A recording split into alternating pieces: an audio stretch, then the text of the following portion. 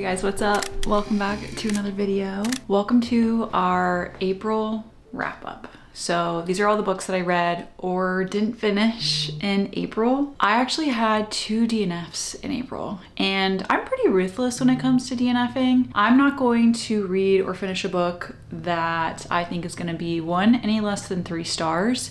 And sometimes if I'm in the mood, I won't even finish it if it's gonna be like 3 stars. So it really just depends. But yeah, there were 2 DNFs in April, and then total 3, 4, 5, 6, 7, 8, 9. And then I finished 9 books, I think. Sometimes I forget what books I've read. So I do like keeping track on Goodreads is mainly where I keep track of mainly just the books that I read so I don't forget, so that we can talk about it. Yeah, let's go ahead and just start talking about all the books that I read. I made myself a cup of tea because it is actually very cold in here right now. I'm not really sure why or what is going on in Texas, but it was like 60 degrees this morning. I am not complaining. I've got my cup of tea and let's just get chatting. I'm also really proud of myself for doing this because I am really bad at keeping up with wrap-ups, but I'm gonna try. This is me telling you right now that I'm gonna try and start keeping up with them monthly, because I just feel like talking about them when they're fresh in my mind is probably better than just trying to like remember the feelings and stuff like a couple months down the road. So yeah, this is the first book that I read in April. I'm pretty sure I started this in March and finished in April. I can't remember, but this took me, I want to say like a good 2 weeks, honestly, to read. Maybe not that long, but we also went on vacation while I was reading this, and I don't really read a lot on vacation, so it took me a little bit longer to get through it. Plus it's like a, yeah, like 800-page book. This is Game of Thrones by George R. Martin. I really, really love this book. This was, I mean, it's hard to say because I just got finished rewatching all of the TV show and I came out in a major slump, so I needed to read the book just to like help me get through the slump basically. And so I went in just a little partial, but this was like a 5-star read. Like I just really, really love the entire everything about this series, except for the fact that it's not finished yet. I actually didn't know going into this that it was not finished until my dad kindly told me that he still hasn't finished the series yet, which is kind of broke my heart a little bit and made me not want to read the series anymore, because I don't want to waste, or not waste, but I don't want to invest so much time into something when it's not finished yet. Just like The Name of the Wind and then the Spark of the Everflame series, like that just kind of left like a nasty taste in my mouth, knowing that those aren't done yet, and I'm probably never going to get finished with them except for Spark of the Everflame. We finally have that. All of that to say, I really love this, but I'm really, really sad that it's not finished, and now I don't know what I want to do. Do I want to keep continuing, or do I want to wait until I know for sure that we're getting the last book before he is no longer able to write? Guys, I don't know. Please tell me what you would do below if you've read the whole series, what you think. Just comparing it to the show, every single scene that happened in this book happened in the show, so I think they did a really, really good job as far as like, at least for the first book, making the show super accurate. And I just remember like lines that they said in the show are exact lines that they say in the book, and I think that's really cool. Just like staying true to the actual literature. So yeah, this is the first book that I read and finished in April. Easy 5-star. And it was just like going back and getting a giant hug from one of my favorite characters. I don't think I'm gonna go in order of when I read these because I don't remember. I'll just pick up off the pile, and maybe we'll start with the DNF because I think this actually might have been what I picked up after that. Yeah, I DNF'd The Maidens. This is the TBR that Hachi picked for me when we were doing like the blindly picking my TBR for his Gacha month, and he picked a package that had this in it. And this was fine. I mean, was a DNF. I thrifted this book, so I felt less bad like DNFing, just like kind of basically unhauling it right away because I paid like $1 for it. But I was actually kind of excited for it because he, I know, wrote The Silent Patient, and a lot of people really like The Silent Patient. And I usually really, really like psychological type of books, psychological horror, psychological thrillers. If I were to read one, that's like the kind that I would pick. And I guess this had like a little element of that in it, but I don't really know like what ended up happening, but I ended up just like basically getting bored and not really caring at all about the characters or about the plot or what was even going to happen. Like I was just not engaged at all with this story, unfortunately. And so I just straight up DNF'd. I think I was like, I want to say at least 60% through. I usually try and give it a little bit of time before I call it, but yeah, I don't know. You were following this, I think she was a psychiatrist or psychotherapist, and she, I think, was like going back in time. See, I can't even remember. Going back and forth between timelines. There was this guy that was like stalking her, kind of, who was one of her clients. That probably had something to do with the story, but I'm probably not going to be the best person to tell you about this book because I didn't really like it and I DNF'd it. So yeah, we'll just put that on the record. It's unfortunate. I still think I would try The Silent Patient maybe later down the road, but I just know that The Maidens was not for me. So I'll be unhauling that one. I actually already tried to bring that to Half Price Books and they wouldn't even buy it for me because they said like sales weren't really good on it, if that's saying anything. One of the next books that I read was a phenomenal book. And that is The Last Carolina Girl by Megan Church. I love Megan Church. I think it's safe to say now that she's one of my favorite authors. I will read anything that she writes now. I'm going to pick up her next book soon. But basically, I'm from North Carolina, so that's what prompted me originally to pick up this book. Plus, I read The Mad Wife by her and really liked it. So this is about a girl who lives on the coast of North Carolina, I think in Wilmington is kind of what it felt like, with her dad, and her mom has since passed away. We don't know why or the story behind that until the end of the story, why her mom passed away. This girl lives with her dad on the coast. Her dad he's a lumberjack, so he works in like a pretty dangerous field.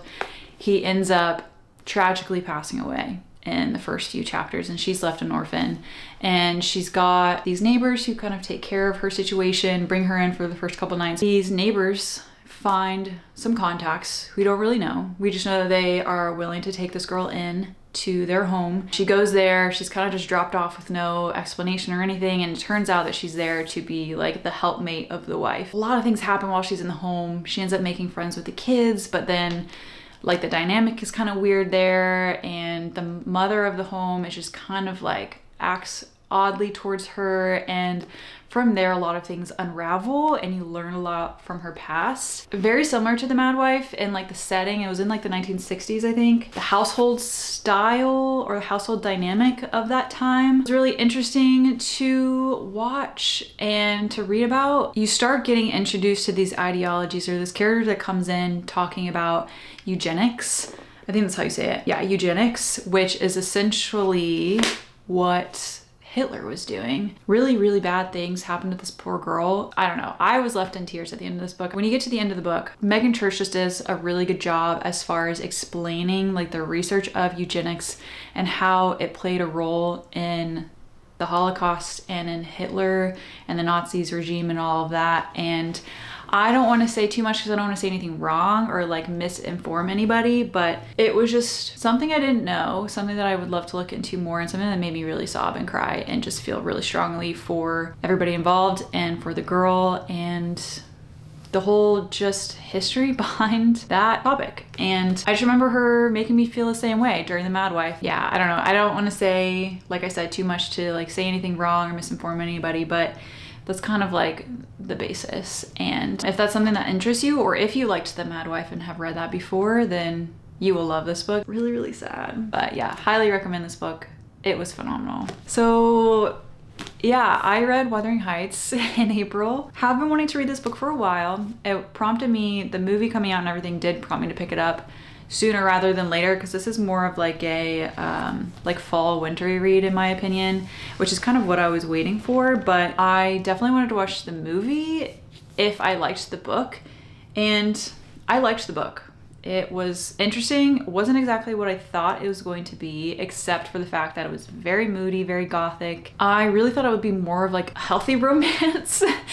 It was not a healthy romance at all. It was kind of just like a tragic story between two people who end up loving each other but hurting each other at the same time. It wasn't as captivating. I think I've said this before in one of my videos, but it just wasn't as captivating as I thought it was going to be, and I think that's why I ended up not liking it as much as I thought I was, or could just be because there was so much hype around the book at the time. I think my expectations were maybe a little too high. Not really sure, but I'm glad that I read it, and I definitely would recommend it to specific readers or like certain readers, but I'm definitely glad that I read it and checked it off my list, because this has been on my TBR for a long time for wanting to read. So I'm really loving, off topic, I'm really loving the fact that they're making so many movie remakes of all of these classic books like recently. Like, it is just, I love it. The next book that I read, I actually, so this was supposed to be on this month's TBR, so May, but I did read it early. I picked this during my TBR video, which I usually will film like the last week of each month. And yeah, so I picked it and I read it like that week. So I did read it a little early, so not in May, but in April. But it's like the shortest little book and it was super easy to get through. It was like 30-minute read, literally. So I made a mistake and I read this on the treadmill at the gym, and I was crying on the treadmill at the gym while I was reading this during my cardio. And I love this book massively. I just want to give this book a big hug. I think in the front, Frederick Bachman talks about like his premise or basis of like writing this book, and it was him trying to work through some grief that he went through. I think probably losing his grandfather or his dad, if I had to guess, because the story revolves around this older gentleman who is kind of like in and out of consciousness, or like in and out of memories, kind of like maybe going through dementia or something like that at the end of his life. And he's remembering these flashbacks of like him with his grandson, but it kind of gets blurred with like his son versus his grandson, and just remembering things with like his wife or his late wife and giving advice and stuff like that. And it was just really beautifully done and just a Frederick Bachman book through and through. And I don't want to say too much more about it because there's really not a whole lot. You just have to read it, and it is exactly what it is and it needs to be. And if you're going through grief of like a loved one or something, I think I would highly recommend this to you to read, because it was just, you can kind of just see the person kind of working through the feelings and emotions of losing somebody. I just love books that talk about that and discuss it and are just like really open and raw and real, because that's what it is in real life. And I just think that he did a really, really phenomenal job somehow making this into a fiction story that brings entertainment and like may possibly help somebody else who's going through the same thing. This is And Every Morning the Way Home Gets Longer and Longer. Did I even say that? By Frederick Bachman. Yeah, this is just like one of his little novellas. And I have one more novella I want to read by him. I'll probably read that soon. The next book that I read was Bookshops and Bone Dust by Travis Baldree. I love this book so much. We get introduced to Fern, who is another ratskin. Is that how you say it? Ratskin or ratikin? Ratkin. I can't remember if it's ratskin or ratkin. But anyways, she's a character who is so funny and hilarious. And these creatures, ratkins, are supposed to be like really, usually like very shy and soft-spoken, don't really say too much. And she is like very outspoken, curses all the time. She owns this bookshop is kind of like breaking down, and she has this funny little dog pet creature whose name is Pot Roast. Our main character Viv, this is the prequel to Legends and Lattes, so this is before she opens that coffee shop. She gets injured and is having to be forced to rest at this little seaside town, and she meets this bookstore owner who recommends her this book, and then she's hooked. All her time that she's healing, she's like reading these books and stuff, and they strike up this kinship, and she ends up helping her like fix up her bookstore that's kind of falling apart. And they talk about like her travels and stuff. You get to meet all of these side characters too that are just as charming as the ones in Legends and Lattes. And it was just absolute pleasure. I absolutely love this book so much. And I read and finished this and then jumped right into Brigades and Bread Knives, which I'm currently reading right now. Highly recommend this book. I mean, I would recommend the entire series at this point. And I think I heard that he's coming out with a 4th book, which is so exciting, knowing that we're gonna have more after I finish this 3rd book. The next book that I read, you would have seen my review of this book already and my experience reading this book if you watched my California reading vlog, where we went around to a bunch of free little libraries in California. I dropped off some books, found this book, and I read it and reviewed it in that video. So I don't want to say too much more about this, but I liked it. I think I gave it like a 3.5, 3 star, something like that. It's a solid book. Really enjoyed it. It's basically about friendships between 4 women who are living in the 60s or 70s. Each of them has kind of like their own problems and issues going on in their life, and they come together during this book club and they chat all about it and they help each other through it. And there's just like this really beautiful kinship between them, and I would highly recommend it, especially if you liked Megan Church's books and The Mad Wife It Gave Me. Mad wife vibes. That was so dumb of me. I did read The Poet Empress this month by Shintao.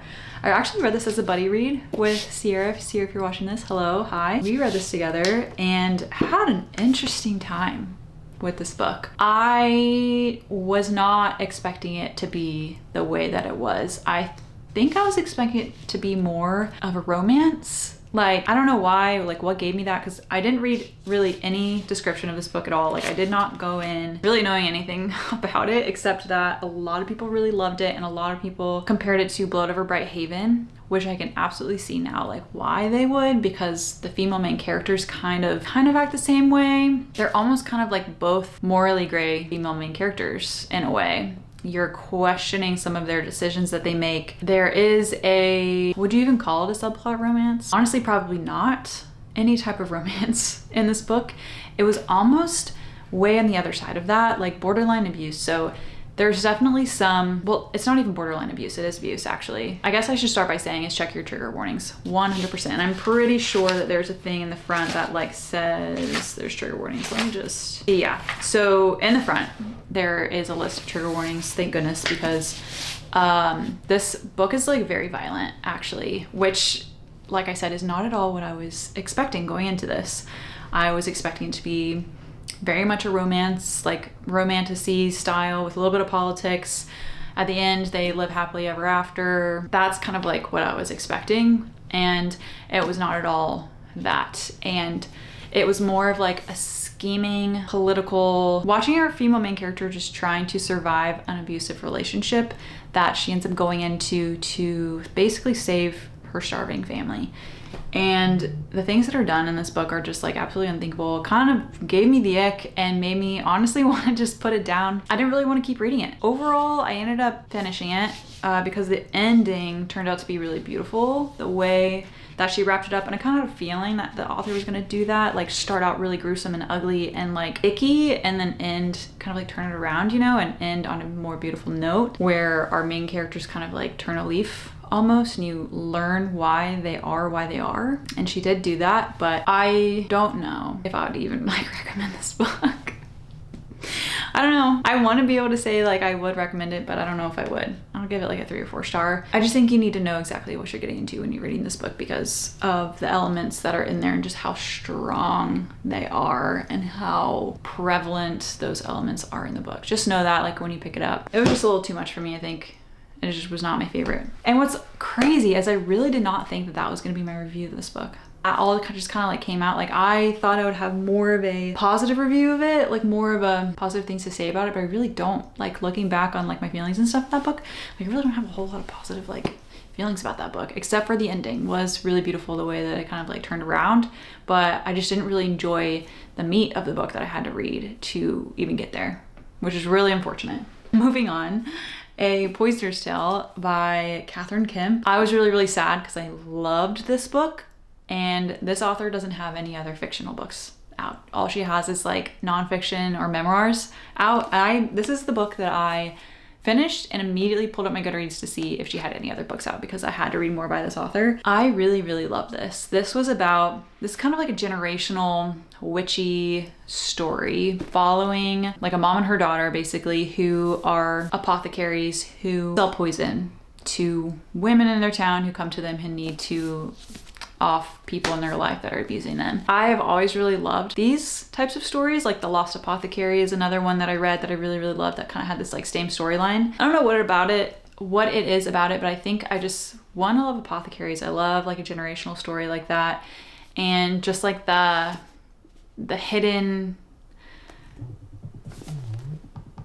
sorry, my husband actually just called me. I do not remember what I was saying about this, but I think I was just talking about how I love stories like this when there's like a hidden or like an underground society or something like going on behind the scenes that nobody really knows about.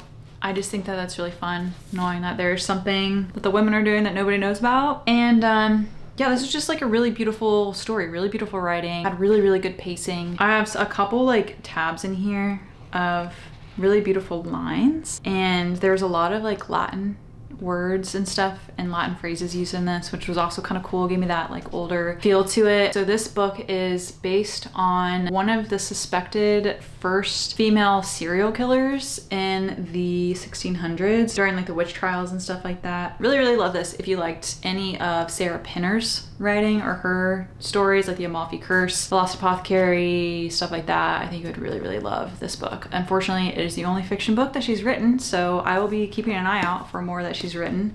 And then also on the front it says C.J. Cook, the author of The Lighthouse Witches, which I also own and really want to read. She blurred this and makes me want to read C.J. Cook's now, because if she liked this, then I will probably like her writing, which is the logic, right?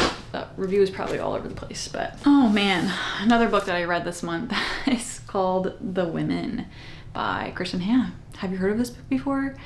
I have had this book for a while. I have truly been just honestly terrified of my feelings for this book and what this book was going to make me feel because of the premise. I'm a nurse and I work in critical care, and this is about a girl who goes off and basically follows her brother to the Vietnam War, but she goes in as a nurse. She goes through so much stuff and so much trauma. She sees so much trauma, is involved in so much trauma and tragedy and loss, just like taking bullet after bullet, and loses so much during this entire story. And I knew that it was gonna be like that because it's Kristin Hannah and she knows how to like rip your heart out after she makes you fall in love with somebody. It's like one of those where you get a really good side character and you really start to love them and really good things start happening. You know, as a reader, you're like, that person's gonna die. That person's gonna die. And that's exactly what I felt like this book was all about, was just everybody just leaving her and her having to deal with it. And there were some really, really happy moments, some really good moments in this book, but overall it was just like a story revealing that, you know, women that went and fought in the Vietnam War as healthcare workers, because there weren't women soldiers. That's just wasn't a thing. They were not even recognized. They weren't recognized. People didn't even think that women were going to the war and helping out, when in the end, like, they were the ones that were making a really big difference in the soldiers' lives that were injured, and like sending them home and being the difference between life and death in a lot of situations. And it makes you, as a nurse, it makes me want to like picture myself in those situations. And that's why I didn't want to read it in the first place. That's why I was just like so terrified to pick it up. It's just because I knew I mentally would like place myself there. Overall, this is an amazing book, incredible. Infinity Star. I would recommend this to every single person, and it holds true to the hype. And I love and hate Kristin Hannah. She's just incredible. She just is such a great, phenomenal writer. And I don't know what book I'm gonna pick up next by her. I've read The Nightingale and I've read this one, and that's it. I've watched Firefly Lane. I don't think that would be like really a book for me, but I've heard that, I think The Great Alone is the next one that people have recommended me. So maybe The Great Alone I'll pick up next, but we'll see. But yeah, just grab the tissue box when you pick that book up, because you're just gonna cry. It's just inevitable. The next book that I picked up in April was Wrath of the Dragons by Olivia Rose Darling. This is the second book in that series, and I didn't really realize that she had changed a lot in Fear the Flames. I originally read the indie version of Fear the Flames and I enjoyed it. It had a lot of potential, but there were like some plot holes and like some pacing issues and stuff that I had with it. But like I said, it had like a lot of potential. I didn't really feel like I needed to reread Fear the Flames. So I picked this up, but in the beginning it says like, if you read the indie version, I changed a lot in the first book, so I really highly recommend that you read the first book. And I sat on it for a while. I was like, should I reread the first book? Should I just go into it and see if there's anything I'm missing? And I decided that I was going to pick up the trad published version.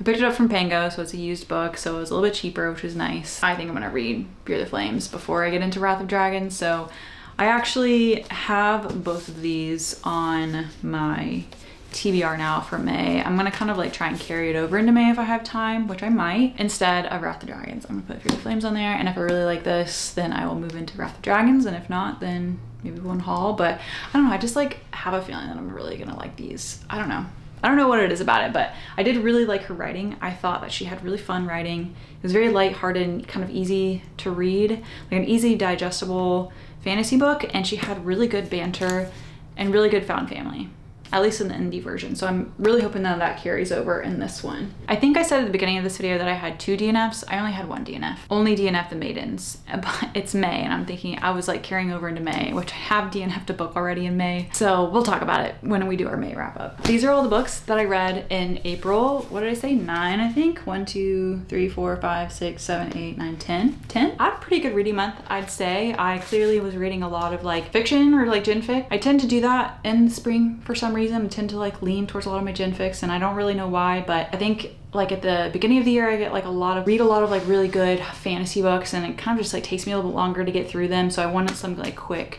easy books to read or emotional books to read. Overall, I think I had a great reading month. I think I checked off a lot of boxes for books that I've been wanting to read for a while, and I think that that is really cool. So I read a lot of authors that I really love, discovered a new author I really love, and started a new fantasy series that I am very excited about. Yeah, these are the books, and I'm really excited to tell you guys about the books I've been reading in May, because they're also been really, really good. I hope you guys have been having a wonderful weekend, and I will see you guys in the next video next Saturday. Bye guys.